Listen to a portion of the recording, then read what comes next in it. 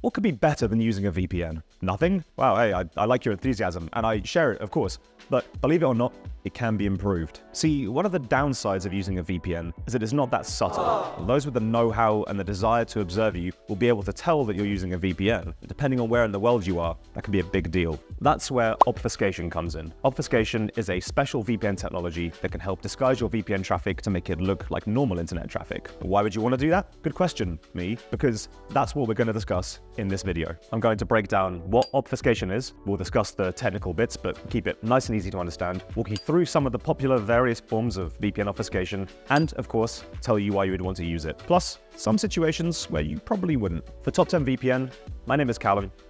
Let's get started. We'll begin with what you surely came here for, an explanation of what VPN obfuscation is and how it works. And given that you've sought out this video, I'm going to presume that you already know the basics of how a VPN works, so we'll skip that part. Now, when you connect to a VPN server, anyone observing your traffic can see the protocol being used. OpenVPN, IKEv2, WireGuard, whatever it is that you've chosen. It'll be identifiable as a VPN either because the protocol is just straight up visible, or perhaps because it'll be recognizable via encryption patterns or the port that it's using, things like that. VPN obfuscation aims to prevent that. While a protocol will always be visible, with proper obfuscation, you can mask the one being used by the VPN and instead make it look like normal internet traffic. Broadly speaking, that'll be either HTTP, UDP, or TCP. The VPN signature and other telltale signs of a VPN disappear, and even methods like deep packet inspection won't be able to tell that you're using a VPN. Not every VPN service offers obfuscation, and even among them, it's likely that only specific servers will be obfuscated.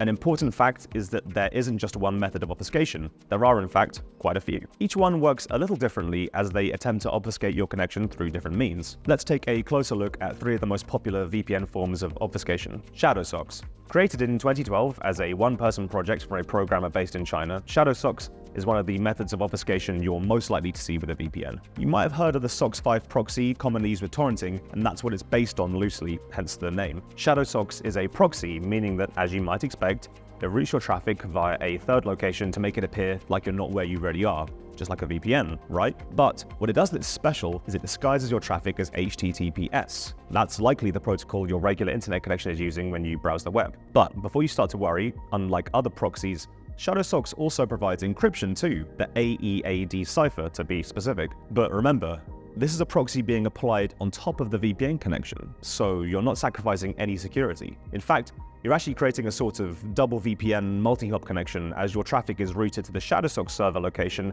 then obfuscated and passed on to the endpoint of your chosen VPN server. It's open source, which is always appreciated, and it's fast too. It's primarily used by netizens in China to help bypass the Great Firewall, and it's easy to see why. Despite all that, and the fact it's one of the more popular VPN obfuscation methods, it's still not all that common to find within a VPN. It's complicated to set up, both for the VPN service and on occasion the person using the VPN. SoftEther.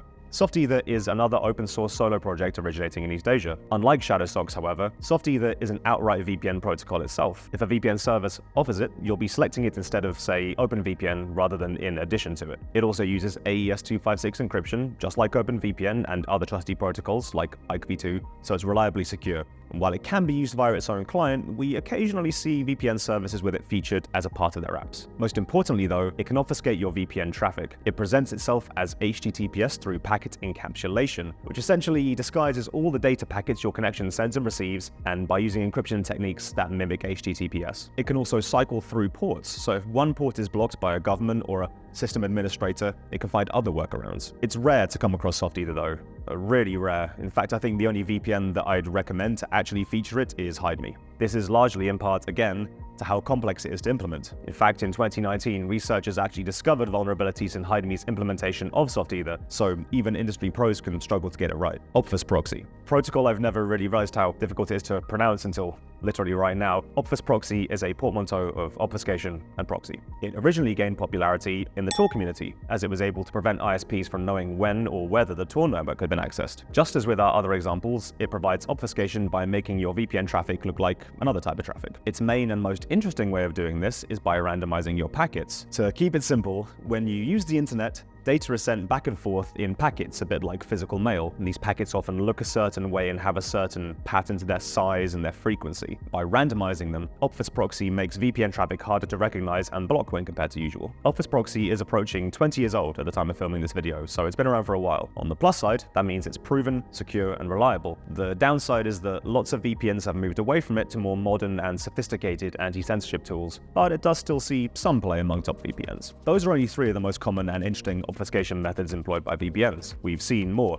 and we'll discuss them in detail on the page that this video is embedded in, so just scroll down if you're watching it there, or check out the link in the description if you're watching on YouTube. Now, with that out of the way, we can answer the million-dollar question. Why use obfuscation at all? What does obfuscation do? If you're already using a VPN, then your traffic is encrypted and safe. You're either accessing content that's normally blocked where you are, or you're keeping yourself anonymous while downloading or torrenting. So, what more do you want? What can obfuscation do for you? Well, the good news is that the answer is most likely not a lot. The bad news is that for people who aren't you, obfuscation can be absolutely crucial. VPN obfuscation is most commonly used and needed in regions with a heavily censored internet. China, Russia, Iran, the UAE, places like that. Their government-imposed blocks and bans are some of the most advanced on Earth, and they're usually paired with blocks and bans on VPNs. But you need a VPN to get around those other blocks and bans in the first place. Obfuscation is key to this. Without proper obfuscation, a VPN simply will not work in these countries. Of course, there's nothing stopping you from